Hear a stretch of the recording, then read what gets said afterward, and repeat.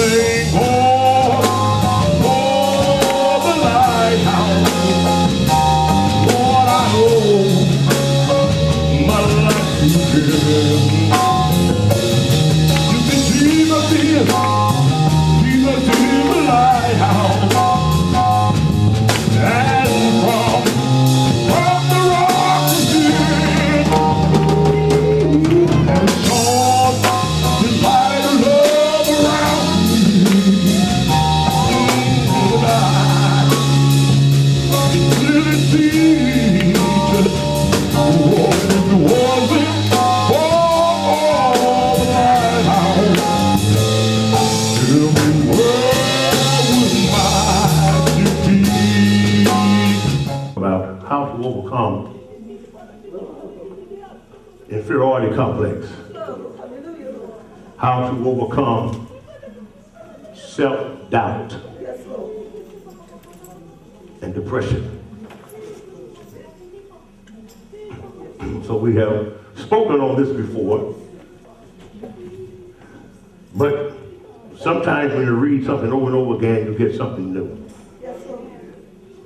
And we've been over the life of Gideon, but we're going to use this again as an example. And we pray that by the power of God and through God's wisdom, that the Lord will give us some insight that may be helpful to us.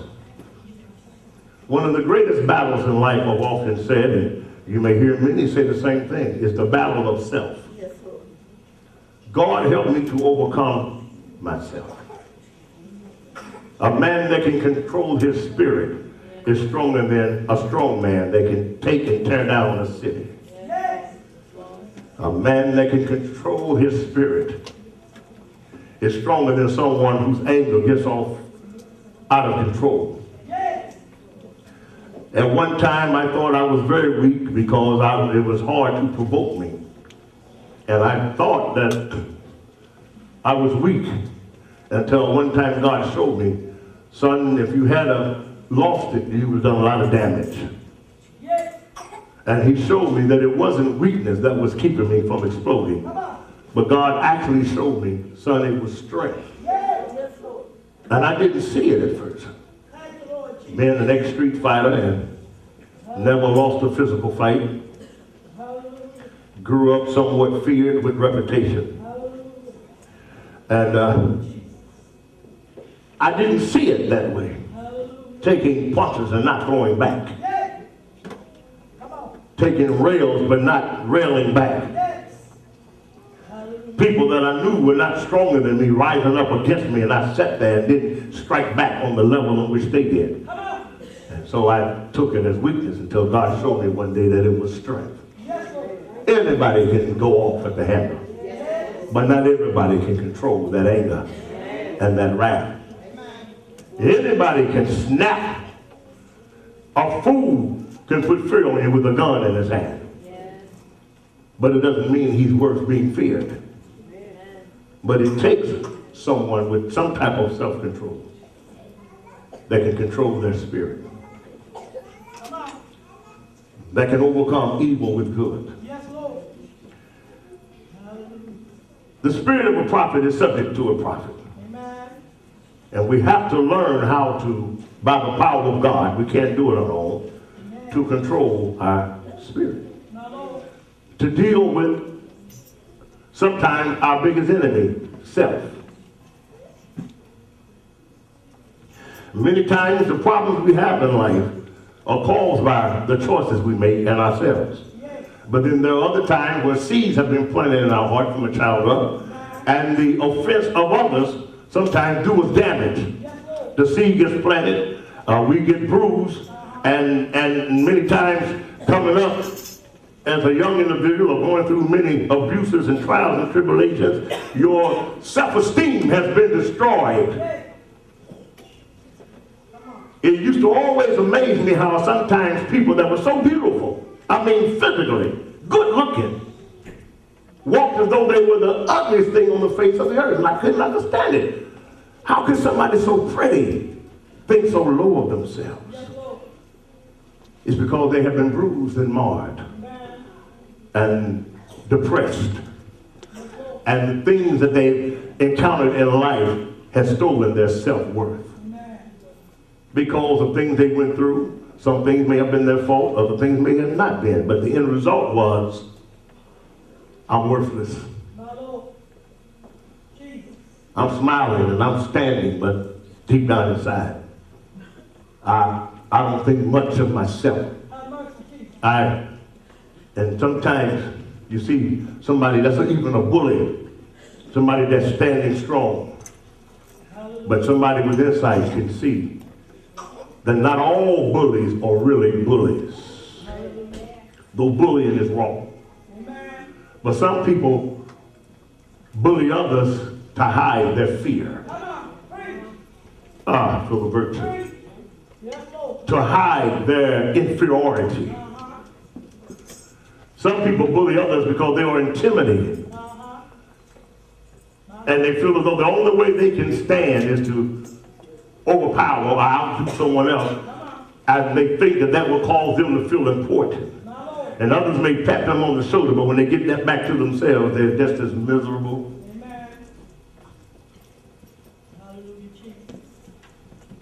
I once knew a young lady who always bullied another young lady from the first day she met her, all the way up through junior high. And the young lady that she bullied was, well, much attractive. But later on, I found out that the young lady that did the bullying was beat every other morning by their father. And as a result, she came out and released that anger on somebody else. Well, we don't want you to not be able to overcome your fears, and as a result, you destroy others because you are out of control. So then we need deliverance sometimes. And then let's not look at status. How much money you have or don't have. What type of family you come up in. Because this is this spirit of inferiority, depression, being oppressed, low self-esteem is an equal opportunity spirit. It doesn't matter what status and family you come from. It hits everybody. How many times have you seen the rich and famous and their children die in distress?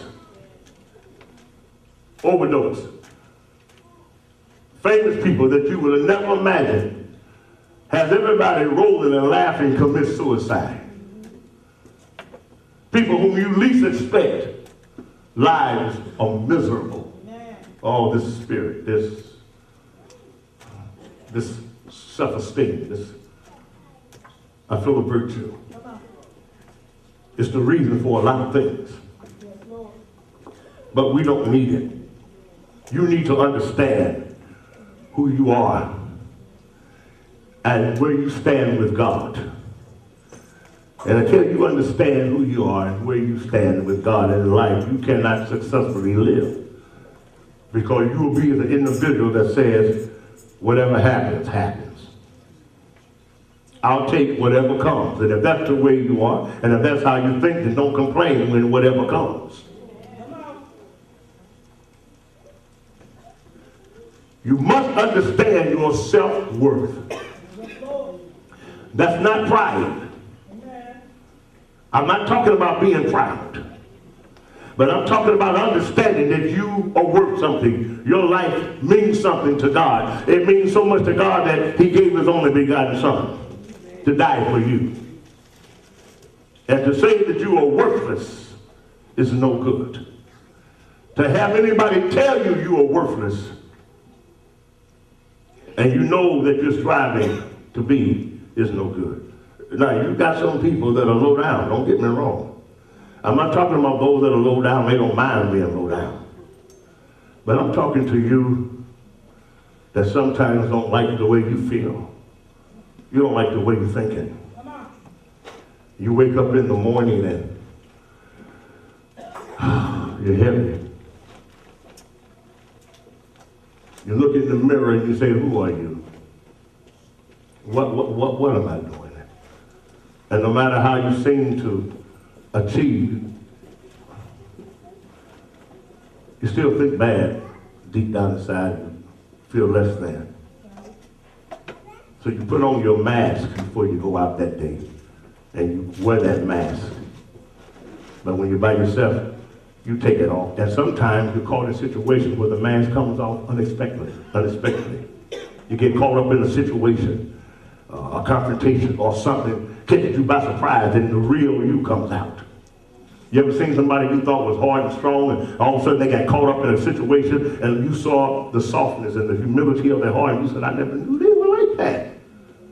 Well, they got caught off guard. They didn't have a chance to put their mask on. But today, I hope I catch you by surprise. You don't have time to adjust your mask. So we look at Gideon. I'm going to try to pull out some strong points. So you're going to have to follow me quickly, amen? And we're going to read pretty fast. I want to get through this, but I want to stop on strong points. If God will help me. Now, I am teaching by revelation. In other words, I heard this, and I'm going to read it, and as he opens up the scriptures, then I will try to apply it as I see it. Read. Judges chapter 6, verse 1. And the children of Israel did evil in the sight of the Lord. And the Lord delivered them into the hand of Midian 7 years. And the hand of Midian prevailed against Israel, and because of the Midianites, the children of Israel made them the dens which are in the mountains and caves and strongholds. Now the period of Judges lasted for about 400 years, 400 to 430 years. And during this time, there was no king. This was after Joshua. And when the children of Israel would do wrong or do evil or fall into sin, God would allow the enemy to come in and oppress them. When they would cry out, he'd bring forth a deliverer. So we see now, this time the Midianites have prevailed against the children of Israel. Let's liken the Midianites then to the trials and tribulations that have come upon them. Their trials and their tribulations that have come upon them, the children of Israel, because of the Midianites, they hid themselves in caves and in dens in the mountain. So that the enemy, the oppression of the enemy was so strong that they hid themselves. You see, sometimes the things you go through and the trials that you endure are so powerful and so strong to you at times that, amen, that instead of you necessarily getting into prayer, sometimes your situations in life and your circumstances in life cause you to, what's the word, become introverted? Causing you to withdraw. How many people are withdrawing because of the things you're facing? This can help bring about a little self-esteem. Here comes the trials. Here comes the tribulation. Here comes the weight. Here comes the pressure. And instead of you facing it, you make for yourself caves and holes to hide in. When it comes, you try to hide. As though you want to go to sleep, and when you wake up, you hope it's all over, but it's not. Because you never dealt with it. You've only hid from it. How many situations in life have you hid from? And yet you wonder why it keeps coming up, because you hid yourself in caves and in holes, but you never dealt with it. Every time this situation, I feel a virtue, comes up, you hide. You run from it. Years later, the same thing comes up, and you say, why is this thing following me? You never confronted it. It's got you scared. You don't think you're able to overcome it. Inferiority, low self-esteem. You esteem the situation greater than your God. You look upon yourself, and in your eyes, you're not strong enough. As the children of Israel said, when they came back to spies in the days of Moses, they said, we can't take the land. They have giants there. They said, we are like grasshoppers in their eyes. This is what they said about themselves. Sometimes when you're fighting low self-esteem, it's because you have a narrow vision of who you are. You don't have a good idea or a good concept or a good look concerning yourself. If I'm making sense. You don't think much about yourself deep down inside. And if you don't think much about yourself, it's going to be hard to convince others to think a lot about you. And if you're always hiding when these trials and the pressures of life come, and you are always hiding, nobody can see the real you because you're in hiding.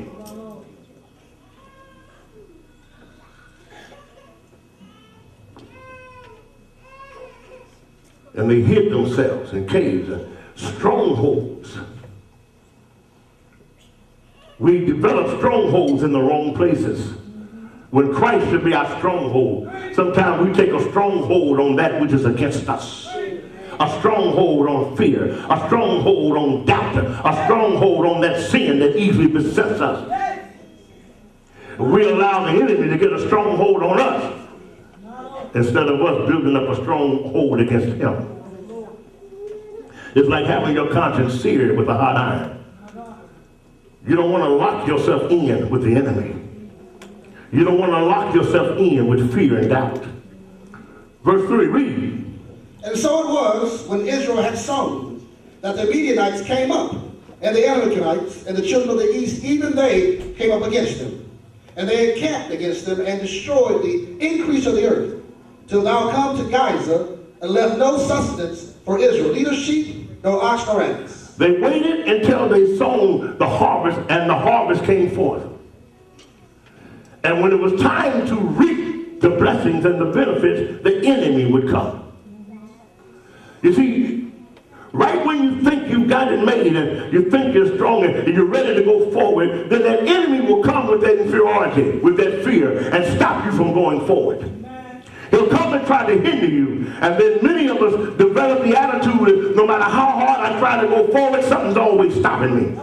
No matter how hard I try to keep pushing, something's always going wrong. So now you have developed in your mind the thought of nothing good can happen to me, because every time you get ready to reap a blessing, the enemy comes in and tries your heart. I feel a virtue. He comes in and tries your faith. And you know the blessing is here. It's time to reap. But in your heart, that inferiority is telling you, I'm not going to be able to keep it. I'm not going to be able to do it. I'm not able to stand. And then the enemy comes in. It's almost like the parable of the sower. That praise God, it says that when a seed falls on the stony ground with joy, they receive it. But when persecution comes, they don't have any root. They let it go and they run. How many times have you let go of your blessing because you're too busy hiding? You can't receive the blessing of God because you're hiding. You don't understand your self-worth, so you feel as though you don't deserve it. And the devil has you thinking, well, you were better off, like the children of Israel said, we're better off back in Egypt. And the devil will try to ruin your blessings and walk with God so that he can cause you to think that you're better off back in the world. You did better off back in Egypt. We could have stayed in Egypt, because the devil is trying to scare you, put pressure on you, and use the trials and tribulations against you to get you to thinking, hey, the battle's not worth it. Oh, but it is worth it. When you understand what it is you need to understand. You just need to overcome self. You need to learn to understand that your life is worth something. Regardless of what the situation says, your life is worth something. And so, right when the harvest would come and they would sow, the enemy would come and rise up against them. Read. For they came up with their cattle and their tents, and they came as grasshoppers for multitude. For both they and their camels were without number, and they entered into the land to destroy it. And Israel was greatly impoverished because of the Midianites, and the children of Israel cried unto the Lord. And it came to pass when the children of Israel cried to the Lord because of the Midianites, that the Lord sent a prophet unto the children of Israel. Israel was greatly impoverished. They were made poor because of the Midianites coming and stealing all that hard work.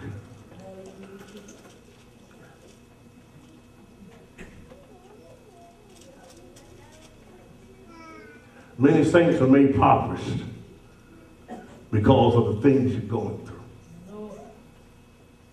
And as the song says, trouble in my way, I gotta cry sometime. Many of us, we spend nights crying because of the weight and the pressure. Oh, you see that's in the book.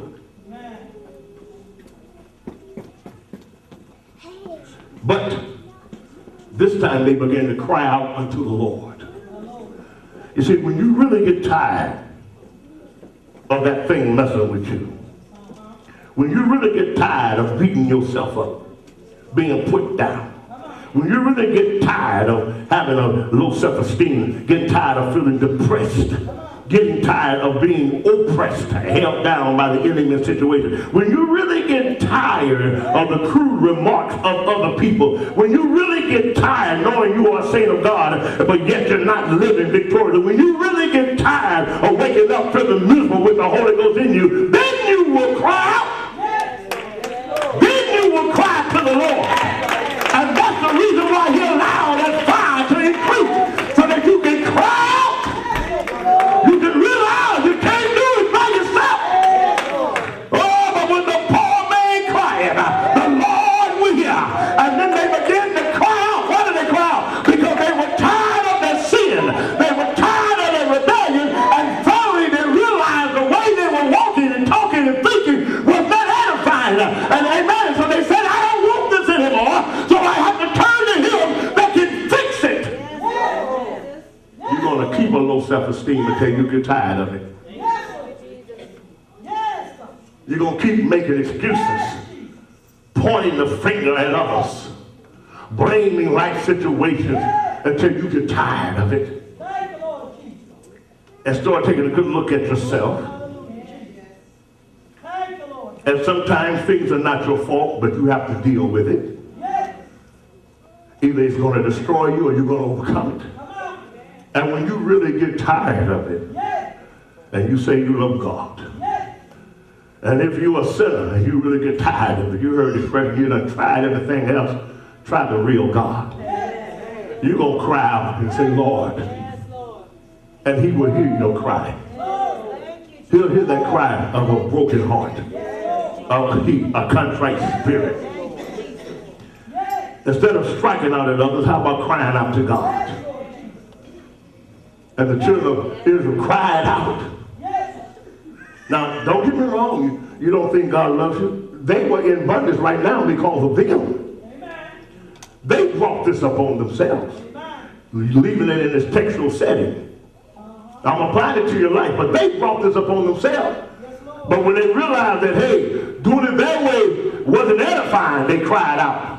When things got out of control, they saw they couldn't handle it. They cried out. When they realized their wisdom was not like the wisdom of God, they cried out. When they realized by walking in the flesh they couldn't overcome the enemy, they cried out. When they realized that all along it was God protecting them and not them themselves, they cried out. When they remembered it was God that brought them out of the land of Egypt, it was God that took them past the Red Sea, it was God that drowned the Pharaoh, it was God that came up. When you realize that it is God that brings you out, it is God that brought you with a fight. When you realize that you can't do it by yourself, then you will cry and not until then that you receive it, because you must believe that he is and that he's a rewarder.